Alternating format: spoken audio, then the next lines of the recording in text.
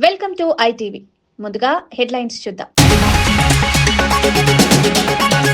బేగంపేట ప్రజాభవన్లో రాష్ట్ర స్థాయి ప్రజావాణి 2వ వార్షికోత్సవం. ప్రజావాణి సమస్యల పరిష్కారం కోసం ప్రత్యేక సాఫ్ట్వేర్ రూపొందించామన్న మల్లు భట్టి విక్రమార్క. ఇందిరమ్మ రాజ్యంలో గ్రామ సమస్యల పరిష్కారమే ధ్యేయమన్న మల్లు భట్టి విక్రమార్క. ప్రజావానికి స్పందన లేదని విపక్షాలు దుష్ప్రచారం చేస్తున్నాయని విమర్శ. విజయనగరంలో అటల్ వాజ్పేయి విగ్రహం ఘన ఆవిష్కరణ. వాజ్పేయి శత జయంతికి విజయనగరంలో ప్రత్యేక నివాళి. వై జంక్షన్ వద్ద వాజ్పేయి విగ్రహం. దేశ సేవలకు గుర్తుగా విజయనగరంలో వాజ్పేయి విగ్రహం.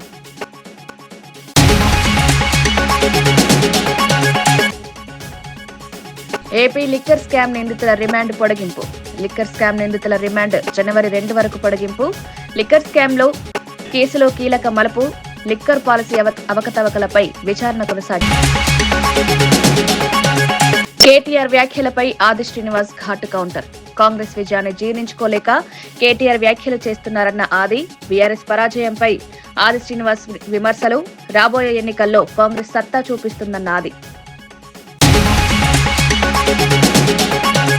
చంద్రబాబు పాలనపై పేర్ని నాని విమర్శ. పాలనా వైఫల్యాలను అధికారులపై నెట్టేస్తున్నారని వెల్లడి. పొలిటికల్ గవర్నెన్స్ పేరుతో గందరగోళం సృష్టిస్తున్నారన్న పేర్ని నాని. బాధ్యత తప్పించుకుంటోందని చంద్రబాబు ప్రభుత్వంపై ఫైర్.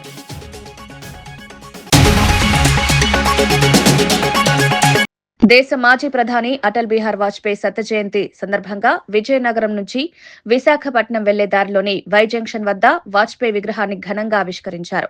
ఈ కార్యక్రమంలో రాష్ట్ర మంత్రి సత్యకుమార్ యాదవ్, మంత్రి కొండపల్లి శ్రీనివాసరావు, రాష్ట్ర బీజేపీ అధ్యక్షుడు పీవీఎన్ మాధవ్ పాల్గొన్నారు. వాజ్పేయి దేశానికి చేసిన సేవలను ఈ సందర్భంగా నేతలు గుర్తు చేశారు. రాజకీయాలకు అతీతంగా ప్రజల గుండెల్లో నిలిచిన నేత వాజ్పేయి అని కొనియాడారు. దేశ అభివృద్ధి, ప్రజాస్వామ్య విలువల పరిరక్షణలో ఆయన పాత్ర చిరస్మరణీయమని పేర్కొన్నారు. యువత వాజ్పేయి జీవితం నుంచి స్ఫూర్తి పొందాలని సూచించారు. విగ్రహ ఆవిష్కరణ కార్యక్రమం విజయనగరంలో రాజకీయ ప్రాధాన్యతను సంతరించుకుంది.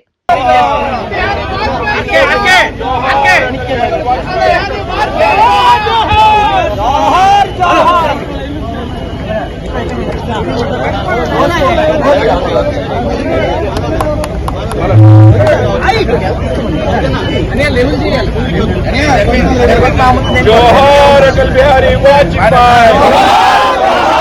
जोहार अटल बिहारी वाजपेयी, भारत माता की जय, भारत माता की जय, मातरम मातरम वंदे मातरम, जोहार अटल बिहारी वाजपेयी, जोहार अटल बिहारी वाजपेयी,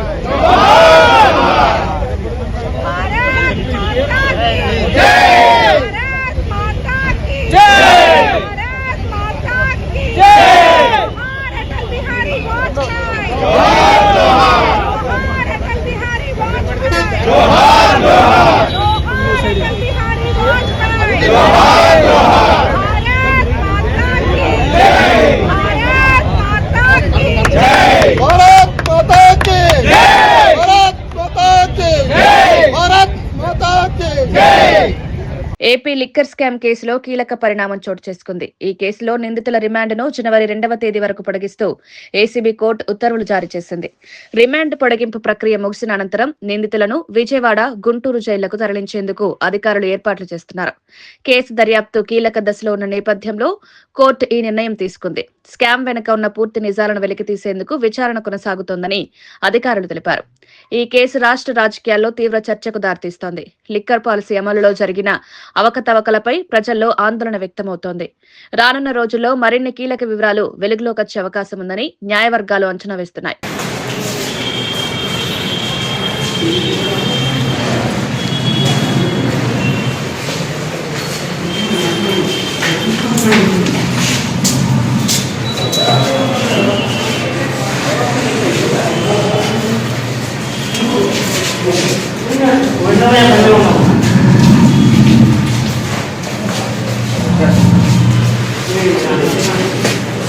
పీపీపీ మోడల్లో వైద్య కళాశాలల నిర్మాణాన్ని వ్యతిరేకిస్తూ జగన్ గవర్నర్ను కలవడంపై టీడీపీ రాష్ట్ర అధ్యక్షులు పల్లా శ్రీనివాస్ తీవ్ర ఆగ్రహం వ్యక్తం చేశారు. ప్రజారోగ్యంపై నిజమైన చిత్తశుద్ది ఉంటే అధికారంలో ఉన్నప్పుడు ఎందుకు చర్యలు తీసుకోలేదని ప్రశ్నించారు. పీపీపీ విధానం వల్ల రాష్ట్రానికి నష్టం లేదని, పెట్టుబడులు, వైద్య సదుపాయాలు పెరుగుతాయని స్పష్టం చేశారు. వైసీపీ నేతలు కావాలనే భ్రమలు సృష్టిస్తూ ప్రజలను మభ్యపెడుతున్నారని ఆరోపించారు. గవర్నర్ను కలవడం కేవలం రాజకీయ డ్రామానే తప్ప ప్రజల పట్ల బాధ్యత కాదన్నారు. ప్రభుత్వ నిర్ణయాలను అడ్డుకునే ప్రయత్నాలు అభివృద్ధిని ఆపే కుట్రలుగా అభివర్ణించారు. టీడీపీ ప్రభుత్వం ప్రజల ఆరోగ్యాన్ని ప్రథమ ప్రాధాన్యంగా తీసుకుని పనిచేస్తుందని పల్లా శ్రీనివాస్ తెలిపారు. ఆ రోజే గవర్నమెంట్ హాస్పిటల్లోనే అన్ని ట్రీట్మెంట్లు అందాలని చెప్పొచ్చు కదా. జగన్మోహన్ రెడ్డి గారి విషయాల్లో 2 విషయాలు మీరు గమనించాలి. లాస్ట్ టైం వఫ్స్ బిల్లో కూడా ఇక్కడ వచ్చి వఫ్స్ బిల్కి వ్యతిరేకమైన స్టేట్లో చెప్తారు, కేంద్రంలో వచ్చి వఫ్స్ బిల్కి సహకారం అందిస్తారు. అలాగే ఇక్కడ కూడా ఇక్కడ పీపీపీ వ్యతిరేకం అంటున్నారు, కేంద్రంలో వచ్చి వాళ్ళు సహకారం అందిస్తున్నారు. సో ఇలాంటి ద్వంద్వ వైఖరులు మానుకోవాలి. ఈ రాష్ట్రానికి సంపద సృష్టించాలంటే పెట్టుబడులు రావాలని ఆలోచన చేసి ముందుకు వస్తుంటే వాళ్ళని ఇలా భయాందోళనకు గురిచేయడం మంచి పద్ధతి కాదు. గత 5 సంవత్సరాలుగా కూడా వీళ్ళు ఈ ఒక్క ఇన్వెస్టర్ని కూడా ఉంచలే. పీపీపీ విధానంపై కోటి సంతకాల పేరుతో వైఎస్ఆర్సీపీ నేతలు కొత్త డ్రామాకు తెరలేపారని మంత్రి అచ్చెన్నాయుడు తీవ్రంగా మండిపడ్డారు. ప్రజల ప్రయోజనాల కోసమే పీపీపీ మోడల్ను ప్రభుత్వం అమలు చేస్తోందని ఆయన స్పష్టం చేశారు. పేదలకు కార్పొరేట్ స్థాయి వైద్య సేవలు అందించాలన్న ఉద్దేశంతోనే ఈ విధానం తీసుకొచ్చామని తెలిపారు. కానీ జగన్ నేతృత్వంలోని వైసీపీ కావాలనే ప్రజల్లో భయాలను సృష్టిస్తూ తప్పుడు ప్రచారం చేస్తోందని ఆరోపించారు. కోటి సంతకాల పేరిట గవర్నర్ను కలవడం రాజకీయ నాటకమే తప్ప ప్రజాస్వామ్య ఉద్యమం కాదన్నారు. పీపీపీ విధానం ప్రభుత్వంపై భారం తగ్గి సేవలు మరింత మెరుగుపడతాయని వివరించారు. వైద్య రంగాన్ని బలోపేతం చేయాలన్న ప్రభుత్వ ప్రయత్నాలను అడ్డుకోవడం ప్రజా వ్యతిరేక చర్యగా అభివర్ణించారు.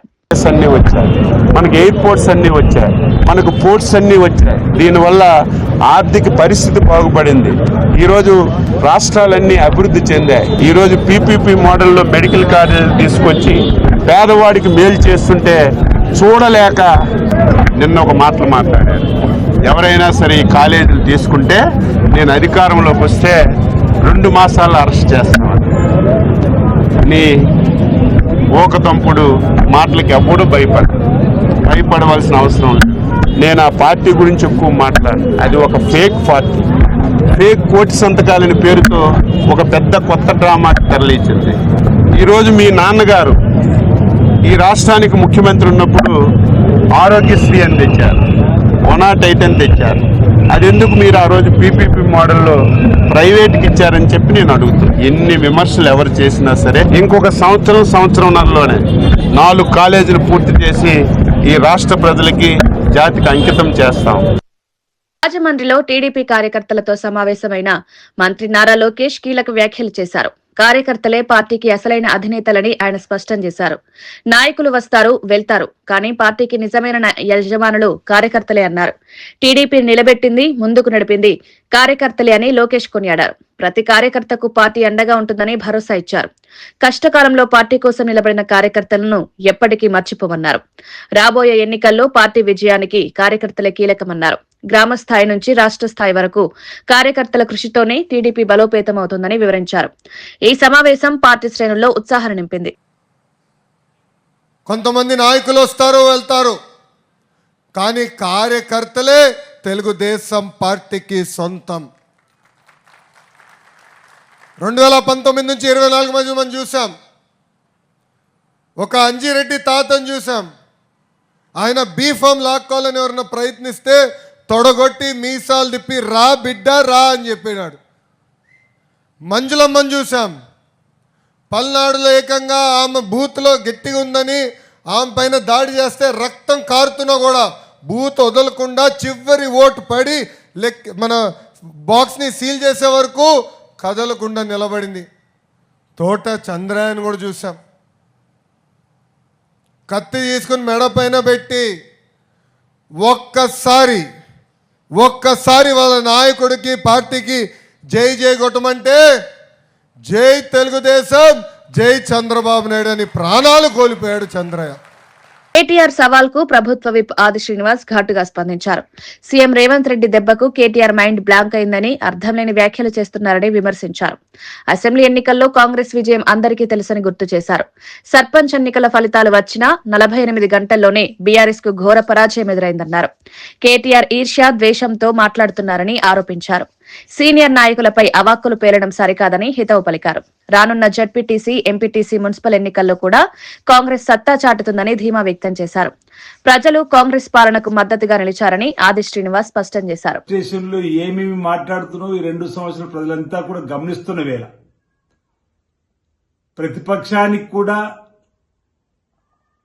ప్రతిపక్ష స్థానానికి కూడా పరిమితం చేసిన ఆ స్థానాన్ని కూడా న్యాయం చేయలేనటువంటి మిమ్మల్ని ప్రజలు ఇసడించుకుంటున్న వేళ వచ్చిన ప్రతి ఎన్నికల్లో కూడా మీకు తలబొబ్బి కొట్టేలా ఫలితాలు వచ్చి మా ముఖ్యమంత్రి రేవంత్ రెడ్డి గారు కాంగ్రెస్ పార్టీ నాయకుల కార్యకర్తల దమ్ము చూపిస్తున్నా మీకు కనిపిస్తలేదా అని అడుగుతా ఉన్నా. పార్లమెంట్ ఎన్నికల్లో మీరు 0 పరిమితం అయిపోయారు. తర్వాత కంటోన్మెంట్ ఉప ఎన్నికల్లో మీరు 3వ స్థానానికి పరిమితమైన రోడ్డున్నా ఇంకా దమ్ము గురించి మాట్లాడుతున్నారా? సరిగ్గా 2 మాసాల క్రితం మీరు జబ్బలు చెరుసుకొని జూబ్లీ లిస్టులో గెలుస్తామని గొప్పలు చెప్పి ఈ ప్రభుత్వం పడిపోతుందని చెప్పి పగటికల కంటే ఏం జరిగింది ఆ ఎన్నికల్లో? ఘోరంగా ఓటమి మీ పార్టీ మీరు కాదా అని అడుగుతున్నా. ఇంకా దమ్ము గురించి మాట్లాడుతున్నా చెప్పంటున్నా. పంచాయత్ ఎన్నికలు జరిగి 48 గంటలు కాలే 25% తెలంగాణలో పరిమితమైన మీరు ఈ పంచాయత్ ఎన్నికల్లో ఈడ్చి కొట్టినా ఇంకా దమ్ము ధైర్యం గురించి మాట్లాడేటువంటి మాటలేనని అడుగుతా ఉన్నా. పిల్లక్కాకి ఏం తెలుసు ఉండేలు దెబ్బ అన్నట్టుగా ఈరోజు మీరు ఏదేదో ఊహల పల్లెకిలోకి వెళ్లి మాట్లాడుతున్నట్టు ఉంది తప్ప ఈ దమ్ము ధైర్యం మాట వాస్తవానికి మీ ఆత్మను పరిశీలించుకుంటూ కూడా రేవంత్ రెడ్డి గారు ముఖ్యమంత్రిగా పదవి స్వీకరించిన తర్వాత ప్రజా బాహుళ్యంలోకి పరిపాలన ద్వారా చొచ్చుకొని పోయి వచ్చిన ప్రతి ఎన్నికల్లో ఓట్ల శాతం పెంచుకుంటూ పోతుంటే బెంబేలెత్తిపోయి మళ్లీ రాబో ఎన్నికల్లో గెలుస్తామని చెప్పిన ఉత్తర కుమార ప్రగల్భాలు పలకడమే తప్ప మరోటి కాదనే మాట ఈ సందర్భంగా చెబుతూ ఆగండి. 4 రోజులు స్థానిక సంస్థల ఎన్నికల్లో ఎంపీటీ జెడ్పీటీసీ వస్తే మీ పార్టీ పరిస్థితి మీకే అర్థమయ్యే విధంగా ఆనాడు కూడా కాంగ్రెస్ పార్టీ విధానాలు ప్రజా బాహుళ్యంలోకి చొచ్చుకుపోయినటువంటి ఫలితం మరోసారి మీరు చూస్తారు. ఆనాడు కూడా రేవంత్ రెడ్డి గారి దెబ్బ, కాంగ్రెస్ పార్టీ దెబ్బ, మా కార్యకర్తల బలం మీకు ఆ ఎన్నికలు కూడా త్వరలోనే తెలిసేటువంటి అవకాశం కూడా మీ కళ్ళ ముందు ఉంది. మీరు ప్రతి సందర్భంలో కూడా ఈర్ష్య ద్వేషాలతో మాట్లాడేటువంటి మాటలు తప్ప మరొకటి కాదు. ఈరోజు సత్య హరిశ్చంద్రుడికి వారసుడిలాగా మాట్లాడుతున్నారు. ఎమ్మెల్యేలకు సంబంధించిన అంశంలో స్పీకర్ గారు ఒక నిర్ణయం తీసుకున్న తదుపరి కూడా ఈరోజు మాట్లాడేటువంటి మాటలు ప్రజలలోకి ఏ విధంగా వెళ్తుందని చెప్పని ఒకసారి గమనించుకోమని కోరుతా ఉన్నాం. మెరిట్స్ ప్రకారం స్పీకర్ గారి దగ్గర ఉన్న ఆధారాలతో వారు తీర్పిస్తే ఆ తీర్పును కూడా తప్పుపట్టి వారిని కూడా వ్యక్తిగతంగా నిందించే కార్యక్రమం మా సీఎం గారికి ఏం సంబంధం లేకుండా సీఎం గారికి ఆ తీర్పు. ఐఏఎస్, ఐపీఎస్ అధికారులను కూడా స్వేచ్ఛగా పనిచేయనీయకుండా చంద్రబాబు ఆంక్షలు విధిస్తున్నారని వైఎస్సార్సీపీ నేత పేర్ని నాని ఆరోపించారు. అధికారంలోకి రాగానే ఇది పొలిటికల్ గవర్నెన్స్ అంటూ చెప్పిన చంద్రబాబు ఇప్పుడు అధికారులనే తప్పుపడుతున్నారని విమర్శించారు. అధికారులకు దిశానిర్దేశం చేయాల్సిన సీఎం, మంత్రి మండలి విఫలమైతే బాధ్యతను అధికారులపై నెట్టడం సరికాదన్నారు. పాలనా వైఫల్యాలను కప్పిపుచ్చుకునేందుకు అధికారులపై నిందలు వేస్తున్నారని ఆరోపించారు. పరిపాలనలో స్పష్టత లేకపోవడం వల్లే గందరగోళం నెలకొందని తెలిపారు. ప్రభుత్వ నిర్ణయాల వల్ల ప్రజలు ఇబ్బందులు పడుతున్నారని ఆవేదన వ్యక్తం చేశారు. బాధ్యతాయుతమైన పాలన అందించాల్సిన అవసరం ఉందని పేర్ని నాని సూచించారు. కూర్చోబెట్టి మనది అటువంటి గవర్నెన్స్ కాదు, మనది పొలిటికల్ గవర్నెన్స్. మా కార్యకర్తలందరూ కూడా వస్తారు, వాళ్ళకి మర్యాద ఇవ్వండి. మా ఎమ్మెల్యేలతో మీరు మాకు కంప్లైంట్లు రాకుండా చూసుకోండి. ఎవరిని ఎస్పీలని, కలెక్టర్ని నారా చంద్రబాబు నాయుడు గారు ముఖ్యమంత్రిగా అవ్వగానే మొదటి కలెక్టర్ కాన్ఫరెన్స్లో, ఎస్పీ కాన్ఫరెన్స్లో చెప్పింది. ఇవాళ ఏం చెప్తున్నాడు? మీరు పని చేయటం చేతకాట్లేదు, మీ పనితీరుని ప్రజలు మెచ్చుకోవట్లేదు అంటున్నాడు. కలెక్టర్ల పనితీరు ఏంటి? కలెక్టర్లు ఎవరు? ఉద్యోగస్తులు ఎవరు? ప్రభుత్వానికి కేవలం డెలివరీ మెకానిజం మాత్రమే. ఆలోచన చేసేది ప్రభుత్వాన్ని, అంటే కలెక్టర్లకి, ఎస్పీలకి దిశానిర్దేశం చేసేది ఎవరు? రాష్ట్ర ముఖ్యమంత్రి, మంత్రి మండలి. అంటే కలెక్టర్లు సరిగ్గా పనిచేయట్లేదంటే దాని అర్థం ఏంటి? ఎస్పీలు సరిగ్గా పనిచేయట్లేదంటే దాని అర్థం ఏంటి? నారా చంద్రబాబు నాయుడు గారు మీరు మీ మంత్రి మండలి పనితీరు బాగోలేదని కదా తప్పు మీ దగ్గర పెట్టుకుని దోషులను ఎవరిని చేస్తున్నారు? ఐఏఎస్ ఆఫీసర్ని, ఐపీఎస్ ఆఫీసర్ని దోషులను చేసేటువంటి ప్రయత్నం. అంటే ప్రజల దగ్గరేమో మీరు పత్తిత్తా, మీ మంత్రులు పత్తిత్తులా, మీ ఎమ్మెల్యేలు పత్తిత్తులా, పతివత కబుర్లు చెప్తూ ఇవాళ మీరు కలెక్టర్లని ప్రజలకేమో వీళ్ళు పనిచేయట్లేదు. దాని అర్థం ఏంటి? చేతకాని ముఖ్యమంత్రి, చేతకాని ప్రభుత్వం అనే కదా. 2 శతాబ్దాల చరిత్ర కలిగిన లష్కర్ ప్రాంతాన్ని ప్రత్యేక మున్సిపల్ కార్పొరేషన్ గా ఏర్పాటు చేయాలని మాజీ మంత్రి తలసాని శ్రీనివాస్ యాదవ్ డిమాండ్ చేశారు. లష్కర్ జిల్లా సాధన కమిటీ ఆధ్వర్యంలో ఇందిరా పార్క్ వద్ద నిర్వహించిన ఒకరోజు దీక్షకు ఆయన ఎమ్మెల్యే ముఠా గోపాల్ తో కలిసి సంఘీభావం తెలిపారు. 200 ఏళ్లకు పైగా చరిత్ర ఉన్న లష్కర్ ప్రాంత అభివృద్ది జీహెచ్ఎంసీ పరిధిలో సాధ్యం కావడం లేదని ఆయన అన్నారు. ప్రత్యేక కార్పొరేషన్ ఏర్పాటుతో మౌలిక వసతులు, పారిశుద్ధ్యం, రహదారులు, తాగునీరు వంటి సమస్యలకు శాశ్వత పరిష్కారం లభిస్తుందని స్పష్టం చేశారు. ప్రస్తుతం జీహెచ్ఎంసీ డివిజన్ల పెంపు కూడా శాస్త్రీయంగా జరగలేదని విమర్శించారు. లష్కర్ ప్రజల ఆత్మగౌరవం, చరిత్రను కాపాడాలంటే ప్రత్యేక కార్పొరేషన్ అవసరమని తలసాని స్పష్టం చేశారు. లష్కర్ జిల్లా వీళ్ళ పోరాటం ముందు అది న్యాయమైనటువంటి కోరిక అని చెప్పి నేను ఈ సందర్భంగా తెలియజేస్తా ఉన్నాను.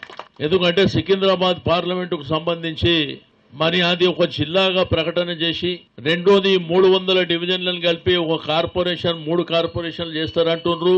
నేను ప్రభుత్వాన్ని డిమాండ్ చేసేది, ఒకవేళ 3 కార్పొరేషన్లు చేస్తే అది లష్కర్ జిల్లా కార్పొరేషన్ గా కూడా ఏర్పాటు చేయాలని చెప్పి నేను ఈ సందర్భంగా తెలియజేస్తా ఉన్నాను.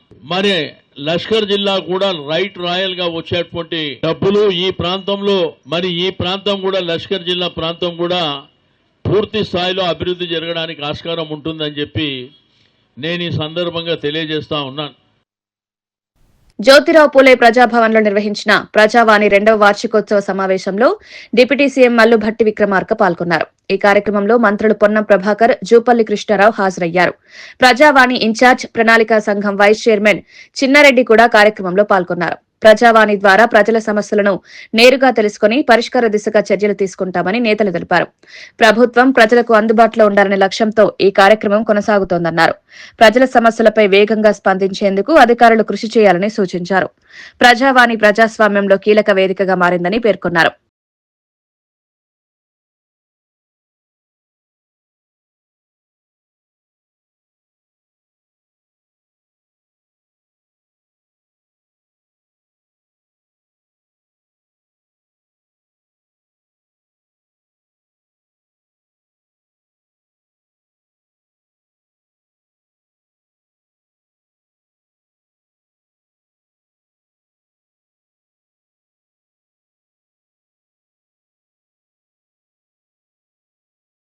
తన పాలనలోని వైఫల్యాలను కప్పిపుచ్చుకునేందుకే సీఎం రేవంత్ రెడ్డి బీఆర్ఎస్ పై దుర్భాషలాడుతున్నారని మాజీ మంత్రి సింగిరెడ్డి ఆరోపించారు.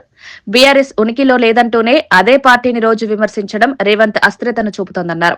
తన పాలనపై నమ్మకం లేకపోవడం వల్లే ఇలాంటి వ్యాఖ్యలు చేస్తున్నారని తెలిపారు.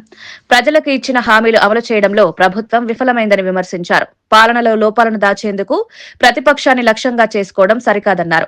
ప్రజలు అన్నింటినీ గమనిస్తున్నారని, తగిన సమయంలో తీర్పిస్తారని హెచ్చరించారు. రాజకీయ విమర్శల కంటే పాలనపై దృష్టి పెట్టాలని సింగిరెడ్డి సూచించారు. ఇప్పుడు కూడా కేసీఆర్ చెప్పలేదు ప్రెస్ మీట్ పెట్టి మాకు ఇంతమంది సర్పంచులు గెలిచిందని, అటువంటి ప్రస్తావనే రాలే. పార్టీ సింబల్ మీద జిల్లా పరిషత్తులు గెలిస్తే చెప్పినారు మొత్తం జిల్లా పరిషత్తులు వచ్చినాయని. మీ విశ్లేషణ మీది, మీరు అట్లే చెప్పదలుచుకుని చెప్పుకోండి. ఓ దిక్కు బీఆర్ఎస్ యాడ్ ఉంది, కేసీఆర్ ను మేము రిటైర్ చేసినాం, ఆయన రిటైర్ అయిపోయాడు. నీ దృష్టిలో లేని పార్టీ గురించి, ఉనికిలో లేదనుకునేటువంటి పార్టీ గురించి నిత్యం అదే నామస్మరణం ఎందుకు చేస్తున్నావు? దాన్ని బట్టే తెలుస్తుంది కదా నిత్యం నీకు ఉండేటువంటి భుగులే ఇది అని. నీకు నిజంగానే ప్రజాశక్తి మీద బలం ఉంటే, నీ ప్రభుత్వం చేస్తున్నటువంటి అభివృద్ధి సంక్షేమం మీదనే నీకు బలం ఉంటే, నమ్మకం ఉంటే, ఇతరుల గురించి మాట్లాడే అవసరమే లేదు. నీకు నీ శక్తినే నువ్వు ప్రదర్శించుకుంటే సరిపోతుంది. ఇతరుల గురించి మాట్లాడుతున్నావు అంటేనే నువ్వు అశక్తుడవనో, నీ ప్రభుత్వం అశక్తతో ఉందనో, లేకుంటే మీ చేతగాంతనం బయటపడకుండా ఎప్పటికప్పుడు కప్పించుకునేందుకు మాట్లాడుతున్నారో అర్థం చేసుకోవాల్సి వస్తుంది. ఒకరిని అనే ముందు ఇంకో రాజకీయ పార్టీ యొక్క పర్ఫార్మెన్స్ గురించి నీకు ఎందుకాయ బాబు? నీ పార్టీ ఎంత గొప్ప చేస్తుందో నువ్వు చెప్పుకో, నీ ప్రభుత్వం ఎంత గొప్ప చేస్తుందో నువ్వు చెప్పుకో. మేము ఎప్పుడైనా అన్నామా సోనియా గాంధీ గారు అనారోగ్యంతో ఉన్నారు కాబట్టి ఆమె ప్రజాక్షేత్రంలో దిగుతలేదు, వివిధ రాష్ట్రాలలో ఎన్నికలైతే ఆమె జాతీయ స్థాయి నాయకురాలే, పార్టీ ఆమె తిరుగుతలేదు మేము ఎప్పుడన్నా అన్నామా? అది మా సంస్కారం కాదే. ఒక పార్టీకి ఉండేటువంటి వాళ్ళు వాళ్ళ సౌలభ్యాన్ని బట్టి డైరెక్షన్స్ ఇస్తుంటారు పార్టీకి. మరి చాలా యాక్టివ్గా ఉండి, వయసులో ఉండి, కరాటే వస్తుంది, జూడో వస్తుంది, ఫైటింగ్ వస్తుంది, స్విమ్మింగ్ వస్తుంది, భారతదేశం మొత్తం కింది నుంచి పైకి తిరిగిండు రాహుల్ గాంధీ. మరి అంత యాక్టివ్ ఉన్న రాహుల్ గాంధీ పోయి బీహార్లో మరి 6 సీట్లు ఎందుకు వచ్చింది కాంగ్రెస్ పార్టీకి? కేసీఆర్ ఆరోగ్యం మీద, కేసీఆర్ వయసు మీద అవహేళన చేసి నువ్వు మాట్లాడుతున్నావు కదా. మరి చాలా ఆరోగ్యంగా ఉన్నటువంటి రాహుల్ గాంధీ గారు దేశవ్యాప్తంగా పర్యటనలు చేసి పంచాయతీ ఎన్నికల ఫలితాలపై బీజేపీ రాష్ట్ర అధికార ప్రతినిధి ఎన్వి సుభాష్ సంచలన వ్యాఖ్యలు చేశారు. ఎన్నికల్లో గెలుపు కోసం ప్రచారం చేసిన ఏకైక ముఖ్యమంత్రి రేవంత్ రెడ్డి అని పేర్కొన్నారు. అయినప్పటికీ కాంగ్రెస్ కు చెప్పుకోదగ్గ ఫలితాలు రాలేదని విమర్శించారు. బీఆర్ఎస్ 8,000 స్థానాల నుంచి 2,000 స్థానాలకు పడిపోయిందని తెలిపారు. అదే సమయంలో బీజేపీ 163 సర్పంచ్ స్థానాల నుంచి 1000కి పైగా స్థానాలు సాధించి 514% వృద్ధి నమోదు చేసిందన్నారు. ఇది ప్రజల్లో బీజేపీపై పెరుగుతున్న నమ్మకానికి నిదర్శనమని పేర్కొన్నారు. రానున్న ఎన్నికల్లో బీజేపీ మరింత బలంగా నిలుస్తుందని ధీమా వ్యక్తం చేశారు. నిన్న ప్రెస్ మీట్ లో రేవంత్ రెడ్డి గారు చాలా క్లియర్గా చెప్తాను, ఇంకొక 6 నెలలు అసలు ఎన్నికలు వద్దు, 6 నెలల దాకా మనం ఏం మాట్లాడద్దు, మనం ఎంపీటీసీ జెడ్పీటీసీ కానీ ఆ కార్పొరేషన్ కానీ బాగా ప్రిపేర్ అయిపోవాలంటే డబ్బులు బాగా సంపాదించి మీరు ఏంటంటే ప్రిపేర్ అయిపోవాలని చెప్పి కూడా మరి ఏంటంటే ప్రజలు అనుకుంటున్నారా లేకుంటే మీరు అనుకుంటున్నారా? మీకు 12,728 స్థానాలు కనుక ఎన్నికల్లో కనుక పోటీ చేసి మీరే కనుక ఒక 90% కనుక వస్తే మీరు ఈ మాట అనొచ్చు. కానీ ఇవాళ 50% కూడా రాలే మీకు. అంటే ఇదొక పొలిటికల్ రెఫరెండం. కాంగ్రెస్ పార్టీకి ఇచ్చిన 6 గ్యారెంటీలు 400 ప్రామిసెస్ ఏవైతే ఉన్నాయో అవి ప్రజలు మొత్తం తిరస్కరించినారు. భారతీయ జనతా పార్టీ ఎక్కడ కూడా లేదు, కనీసం భూతత్వం పెట్టినా కూడా భారతీయ జనతా పార్టీ దొరకదు అని మీరు పదే పదే చెప్పిన సందర్భంలో ఈరోజు 1000 పైన మాకు మంచి మంచి ఫలితాలు ఇచ్చి, అలాగే సుమారు 1,500 మంది ఉప సర్పంచులు, ఒక 10,000 మంది వార్డు మెంబర్స్ కూడా గెలిచిందంటే భారతీయ జనతా పార్టీ ఇవాళ గ్రామీణ ప్రాంతంలో కూడా డెవలప్ అయింది. మోదీ గారు చేసిన అనేకమైన అభివృద్ధి కార్యక్రమాలు ఈరోజు గ్రామాల్లో డైరెక్ట్గా బెనిఫిట్స్ వచ్చి ఈ యొక్క ఎన్నికల్లో భారతీయ జనతా పార్టీ అభ్యర్థిని కనుక గెలిపిస్తే రేపు ఎంపీటీసీ, జెడ్పీటీసీ, కార్పొరేషన్, ఎమ్మెల్యే ఎలక్షన్స్లో కూడా భారతీయ జనతా పార్టీ తెలంగాణలో రావాల్సిన ఆవశ్యకత గురించి ఇవాళ ప్రజలందరూ కూడా ఓటేసి గెలిపించినందుకు వాళ్ళందరూ కూడా ధన్యవాదాలు తెలుపుతున్నాం. అలాగే మీరు ఎన్నో ఏంటంటే వాగ్దానాలు చేసినారు. ఏ ఒక్క ముఖ్యమంత్రి కూడా ఇన్నిసార్లు పోయి ఇన్ని గ్రామాల అంటే పంచాయతీలో పోయి ప్రజలకు మభ్యపెట్టి నయాన్నో భయాన్నో గెలిపిద్దామని చెప్పి మీరు పెట్టినా కూడా మీకున్న పరపతి ఇది. అంటే మీరు ఎప్పుడు కూడా ఈ యొక్క తప్పుడు వాగ్దానాల వల్ల ప్రజలు ఎంత మోసపోయినారో ప్రజలు ఇస్తున్న తీర్పును మనందరం కూడా ఏంటంటే గౌరవించాలి. 2028లో ఎన్నికలు జరగాల్సిన ఎన్నికల్లో మీరు ఈ యొక్క ఎన్నికల్లో వచ్చిన మార్పును, చేర్పును, గెలుపును మరి వాపు చూసి ఏంటంటే బల్బ్ అనుకుంటున్నారా, మరి పక్కన ఉన్న వాళ్ళు మీకు ఏంటంటే రాంగ్ ఫీడింగ్ ఇస్తున్నారా తెలియదు. కానీ ఇదే కనుక స్పిరిట్ ఉంటే ఈ 10 మంది ఎమ్మెల్యేలు ఎవరైతే ఉన్నారో వాళ్ళు ఎందుకు ఏంటంటే గోల్ VBGRAMG బిల్లును కాంగ్రెస్ వ్యతిరేకించడం వెనుక ద్వంద్వ వైఖరి ఉందని బీజేపీ తెలంగాణ అధ్యక్షుడు రామచంద్రరావు అన్నారు. బీజేపీ ఎప్పుడూ గాంధీకి వ్యతిరేకం కాదని, పథకం పరిధిని పెంచిందన్నారు. పథకం పేరులో రామ్ అనే పదం ఉండడమే కాంగ్రెస్ వ్యతిరేకతకు కారణమని విమర్శించారు. రాముడి అస్తిత్వాన్ని తిరస్కరించిన కాంగ్రెస్ ఈ రోజు రాముడి పేరును కూడా సహించలేకపోతోందని ఆరోపించారు. హిందువుల ఆరాధ్య దైవం పేరుపై రాజకీయాలు చేయడం తగదన్నారు. ప్రజల ఉపాధి, జీవనోపాధి ఈ బిల్లుకు లక్ష్యమని స్పష్టం చేశారు. కాంగ్రెస్ రాజకీయ ప్రయోజనాల కోసమే ప్రజలను మభ్యపెడుతోందని బీజేపీ మండిపడింది. మీకు ప్రేమ లేదు, మహాత్మా గాంధీ గారి పేరు ఆ గాంధీ తీసుకొని మీరు తోక కట్టించుకున్నారు. కానీ బీజేపీ కార్యకర్తలు ఏదున్నారు చూస్తూ కూర్చోవడం కాదు. ఎన్నికల్లో కూడా ఇదే వైఖరితోని మీ అధికార దుర్వినియోగం. జాగృతి జనం బాటా కార్యక్రమంలో భాగంగా భద్రాద్రి కొత్తగూడెంలో కల్వకుంట్ల కవిత ప్రెస్ మీట్ నిర్వహించారు. గిరిజనులు, ఆదివాసీలను ప్రభుత్వం నిర్లక్ష్యం చేస్తోందని ఆరోపించారు. అధికారంలోకి రావడానికి గిరిజనులను మభ్యపెట్టారని విమర్శించారు. గిరిజనుల అభివృద్ధిపై ఎంత ఖర్చు చేశారో సీఎం శ్వేతపత్రం విడుదల చేయాలని డిమాండ్ చేశారు. గిరిజన కార్పొరేషన్లో 30 ఏళ్లుగా నియామకాలు లేవన్నారు. గొత్తికోయగూడెంలో 72 కుటుంబాలను రోడ్డున పడేశారని ఆవేదన వ్యక్తం చేశారు. వారికి R&R ప్యాకేజ్ ఇవ్వకపోతే రాష్ట్రపతికి ఫిర్యాదు చేస్తామని హెచ్చరించారు. జాగృతి సంస్థ ప్రజల కోసం నిరంతరం పోరాడుతుందని కవిత స్పష్టం చేశారు. గిరిజనులనే వాళ్ళకేమైంది రిజర్వేషన్ ఉంది కదా అంటారు. ఒక్కసారి నోటీస్ చేయండి, రిజర్వేషన్ ఉన్నటువంటి ఉద్యోగాలు సాధించేటటువంటి విద్యా అవకాశాలు ఎంతమందికి వచ్చినాయి, ఆ ప్రావీణ్యత ఎంతమందికి ఉంది, ఆ ప్రావీణ్యం పెంచడానికి ఏం చేసినాం ప్రభుత్వాల నుంచి అని ఆలోచించండి. ఎక్కడ కూడా మనకు స్పెషల్గా కోచింగ్ సెంటర్స్ కనబడట్లేదు. హైదరాబాద్లో ఒక్కటి పెట్టారు ఎస్టీస్కి సంబంధించి కోచింగ్ సెంటర్, కానీ ఎక్కడ కూడా ఏ జిల్లాలో కూడా ప్రత్యేకమైన కోచింగ్ సెంటర్లు పెట్టి గ్రూప్ 1లో, గ్రూప్ 2లో, గ్రూప్ 3, గ్రూప్ 4 మరి గిరిజనులను ఎక్కువ రావాలి, వాళ్ళకి రిజర్వేషన్ ఉంది, ఉన్నకాడికి నింపాలని ఎందుకు ప్రయత్నం జరగడం లేదు? అదొక్కసారి దయచేసి మనందరం కూడా ఆలోచన చేయాల్సినటువంటి విషయం, మనం తప్పకుండా ఆలోచించాలి. ఇప్పుడు ద్రౌపది ముర్ము గారు కూడా సమ్మర్ హాలిడేకి అని చెప్పి వింటర్ హాలిడేకి అని హైదరాబాద్లో వచ్చారు. మేము ఖచ్చితంగా ఈ పెద్దపల్లి అనేటటువంటి గుత్తికోయ తండా ఏదైతే సింగరేణి వాళ్ళు విస్మరించిండ్రో వారిని మేము డిమాండ్ చేస్తూ ఉన్నాం. సింగరేణి మీరు తక్షణమే వారికి R&R ప్యాకేజ్ ఇవ్వండి, లేదంటే మేము రాష్ట్రపతి గారి దగ్గరికి పోవడానికి కూడా వెనుకాడము. ఆ గిరిజనుల వెనుక తప్పకుండా తెలంగాణ జాగృతి నిలబడి ఆ 70 మంది ఏదైతే ఉన్నారో, అంటే తండాలు చిన్ననే ఉంటాయి, గూడెలు గుత్తికోయాలి, ఆ 70 ఇండ్లే. వార్తలు ముగించే ముందు ముఖ్యాంశాలు మరోసారి. బేగంపేట ప్రజాభవన్లో రాష్ట్ర స్థాయి ప్రజావాణి 2వ వార్షికోత్సవం. ప్రజావాణి సమస్యల పరిష్కారం కోసం ప్రత్యేక సాఫ్ట్వేర్ రూపొందించామన్న మల్లు భట్టి విక్రమార్క. ఇందిరమ్మ రాజ్యంలో గ్రామ సమస్యల పరిష్కారమే ధ్యేయమన్న మల్లు భట్టి విక్రమార్క. ప్రజావానికి స్పందన లేదని విపక్షాలు దుష్ప్రచారం చేస్తున్నాయని విమర్శ. విజయనగరంలో అటల్ వాజ్పేయి విగ్రహం ఘన ఆవిష్కరణ. వాజ్పేయి శత జయంతికి విజయనగరంలో ప్రత్యేక నివాళి. వై జంక్షన్ వద్ద వాజ్పేయి విగ్రహం. దేశ సేవలకు గుర్తుగా విజయనగరంలో వాజ్పేయి విగ్రహం.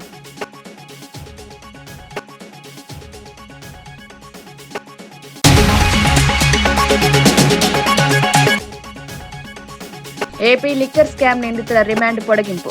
లిక్కర్ స్కామ్ నిందితుల రిమాండ్ జనవరి 2 వరకు పొడిగింపు. లిక్కర్ స్కామ్లో కేసులో కీలక మలుపు. లిక్కర్ పాలసీ అవకతవకలపై విచారణ కొనసాగింపు.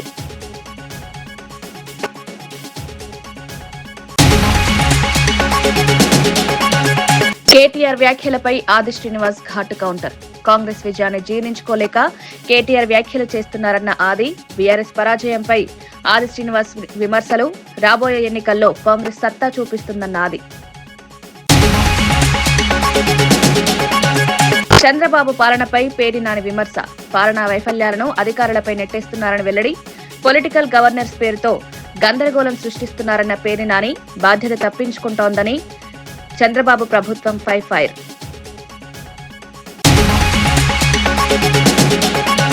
ఇవి ఈనాటి వార్తా విశేషాలు. మరో బులెటిన్లో మళ్ళీ కలుద్దాం. నమస్కారం.